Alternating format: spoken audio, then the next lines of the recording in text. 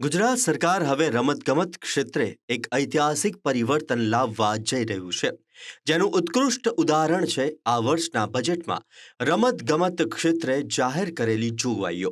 રાજ્ય સરકારે આ વર્ષના બજેટમાં રમતગમત માટે રૂપિયા 1,331 કરોડની માતબર જોગવાઈ કરી છે. આ માત્ર આંકડાઓ નથી, પરંતુ રાજ્ય સરકારની દ્રઢ મક્કમતા છે, જે ગુજરાતના ખેલાડીઓને વૈશ્વિક મંચ પૂરો પાડવા માટે મોકળું મેદાન આપશે. બજેટના માધ્યમથી રાજ્ય સરકારે સાબિત કર્યું છે કે સરકારનો મુખ્ય ઉદ્દેશ્ય ગુજરાતને રમતગમતનું હબ બનાવવાનો છે. આ સાથે તે સ્પષ્ટ કરે છે કે સરકાર હવે માત્ર રમત રમાડવા નહીં, પણ ગુજરાતના યુવાનોને ઓલિમ્પિક્સના મેડલ સુધી પહોંચાડવા માટેના તમામ પડકારોને ડામવા તૈયાર છે. ગામડાના પ્રતિભાશાળી ખેલાડીઓથી લઈને દિવ્યાંગ ખેલાડીઓ સુધી દરેકને શ્રેષ્ઠ સુવિધા મળે તે માટે સરકારે વિશેષ જોગવાઈઓ કરી છે. સરકારે આ વર્ષના બજેટમાં અમદાવાદને ઓલિમ્પિક રેડી સિટી બનાવવા માટે કમર કસી છે. ખાસ કરીને સરદાર વલ્લભભાઈ પટેલ સ્પોર્ટ્સ એન્ક્લેવના અત્યાધુનિક વિકાસ માટે રૂપિયા 500 કરોડની મોટી ફાળવણી કરવામાં આવી છે. આ કોઈ સામાન્ય મેદાન નથી, પણ એક એવું વૈશ્વિક સ્તરનું માળખું છે જ્યાં દુનિયાના શ્રેષ્ઠ ખેલાડીઓ પોતાની પ્રતિભા બતાવશે, જે આવનારા સમયમાં ઓલિમ્પિક જેવી વિશ્વની સૌથી મોટી રમતોત્સવની યજમાની કરવા માટે તૈયાર થઈ રહ્યું છે. ગુજરાતમાં કોમનવેલ્થ ગેમ્સ 2030ની યજમાનીથી રાજ્યની વૈશ્વિક ઓળખમાં વધારો થયો છે, જેનાથી રમતગમત, પ્રવાસન, હોટલ, ટ્રાન્સપોર્ટ અને અન્ય સેવા ક્ષેત્રોમાં રોકાણો વધવાથી રોજગારીની વિશાળ તકો સર્જાશે. તેમજ આધુનિક સ્ટેડિયમ, માર્ગ, મેટ્રો અને શહેરી સુવિધાઓથી સજ્જ ઇન્ફ્રાસ્ટ્રક્ચરનું લાંબા ગાળા માટે નિર્માણ થશે.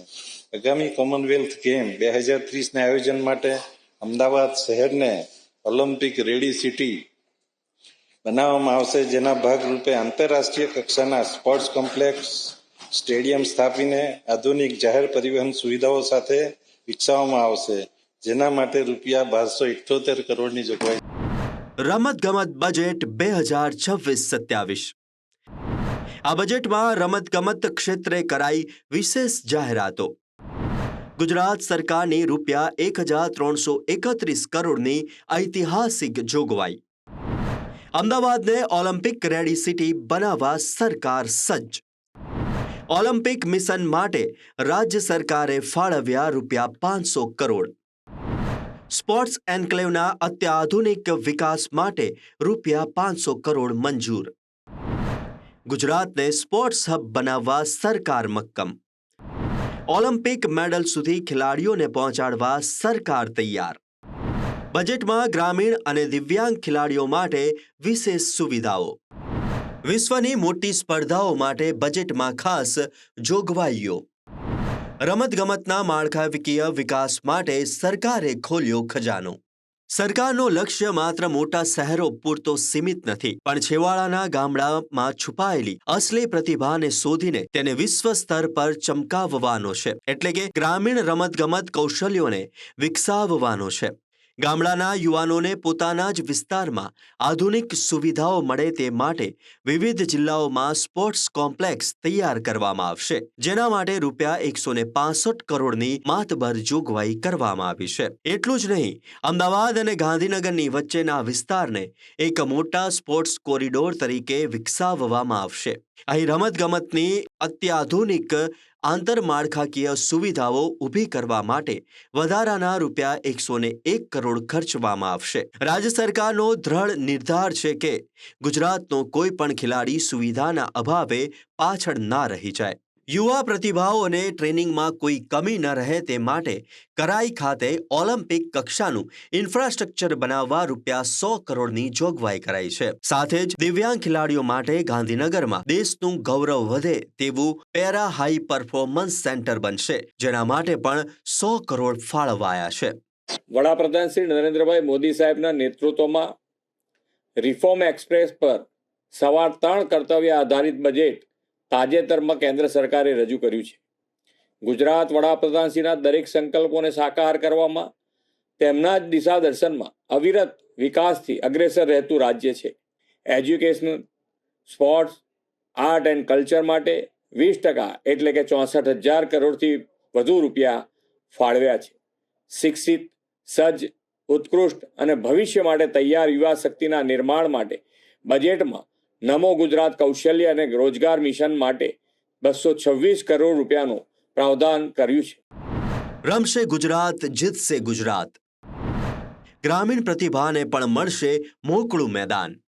રમત ગમત ક્ષેત્રે પ્રોત્સાહન આપવા સરકાર તૈયાર.